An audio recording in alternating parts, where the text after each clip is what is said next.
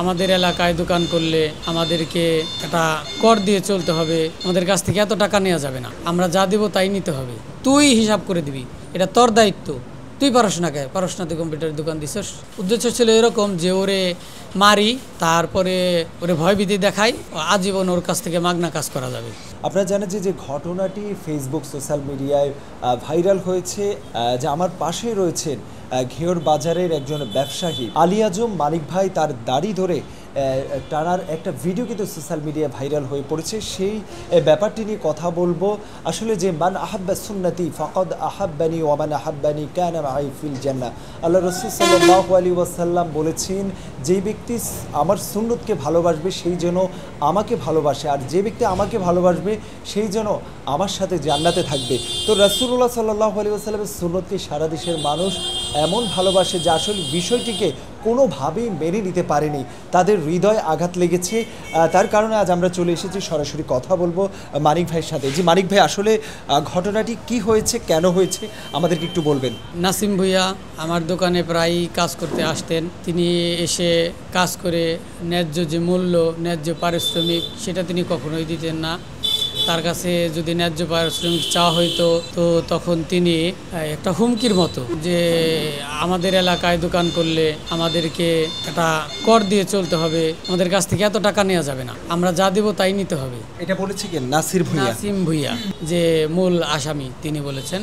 এরকম বলেছেন অনেকবার। 23 তারিখ সন্ধ্যার দিকে নাসিম ভুইয়া অনেকগুলো এলোমেলো দলিল পর্চা নিয়ে আমার কাছে এসেছে যে এটা আমাকে খারিজের আবেদন করে দেন। কাগজপত্র দেখে আবেদন করে দেয়া যায়, সেই ক্ষেত্রে অনেকটা সময় লাগে। আমার হাতে সেই পরিমাণ সময়টা ছিল না। সেই পরিমাণ সময়টা না থাকার কারণে আমি তাকে বলেছিলাম যে ভাই, কাগজপত্র অগোছালো, আমি তো এখন আপনার আবেদন করতে পারছি না, এভাবে আবেদন করা সম্ভব না আমার পক্ষে।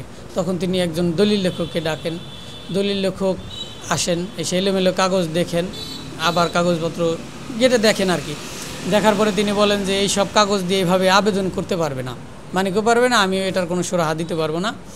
তো আমি যদি এই কাগজপত্রগুলো গুছিয়ে একটা খসড়া টাইপের একটা কাগজে লিখে দেয়, ওই লেখাটা দেখে মানিক আবেদন করতে পারবে। আমি বলছি ভাইয়ের কথা ঠিক আছে, উনি ঠিক বলেছে কথা, এইভাবে না হলে আসলে পারা সম্ভব না। তখন দলিল লেখক সেখান থেকে চলে গেছে, না পেরে সেখান থেকে চলে গেছে। একজন দলিল লেখক চলে গেছে, তাদের নিজেদের জমি তারা 3 জন মিলে এটা করতে পারছে না। আমি কি সেখানে একজন সাধারণ কম্পিউটারের দোকানদার, আমার কি সম্ভব? এটা কখনোই সম্ভব না। এটা যারা করে তারা অবশ্যই বুঝতে পারবে, আর জমি জমা সবার আছে, এটা সবাই বুঝতে পারবে। এখন আমি তাকে অস্বীকৃতি জানাই যে আমি আসলে আপনার আবেদনটা করতে পারবো না। কি কারণগুলো হলো, আপনার দাগ খতিয়ানি বলতে পারতেছেন না, কোন দাগে থেকে কত শতাংশ খারিজ করব। যখন আবেদন ভুল হবে তখন তো আপনি উল্টা রিয়াকশন করবেন যে তুমি পারবা না, মানা করতা, ভুল আবেদন করে দিলা কেন।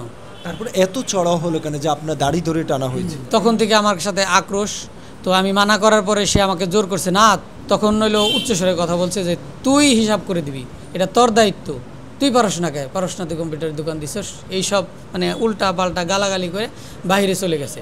গ্লাস খুলে বাইরে চলে গেছে। বাইরে গিয়ে তার সঙ্গী 2 জন আসে, কিছু বিষয়ে আলাপ আলোচনা করছে, সেটা আমি কাজের ফাঁকে শুনতে পাই নাই।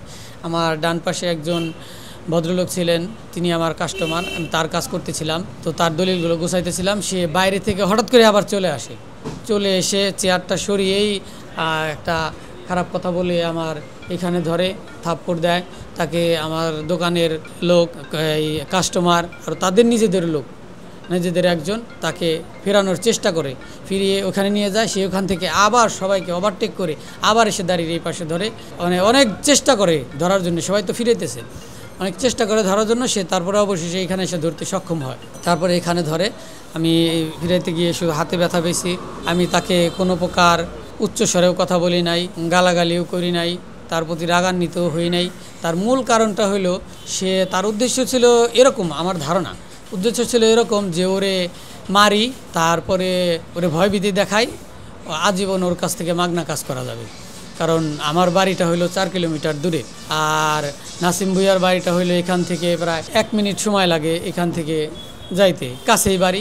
ওই এলাকার প্রভাব দেখিয়ে তার স্বার্থ হাসিল করতে চেয়েছিল।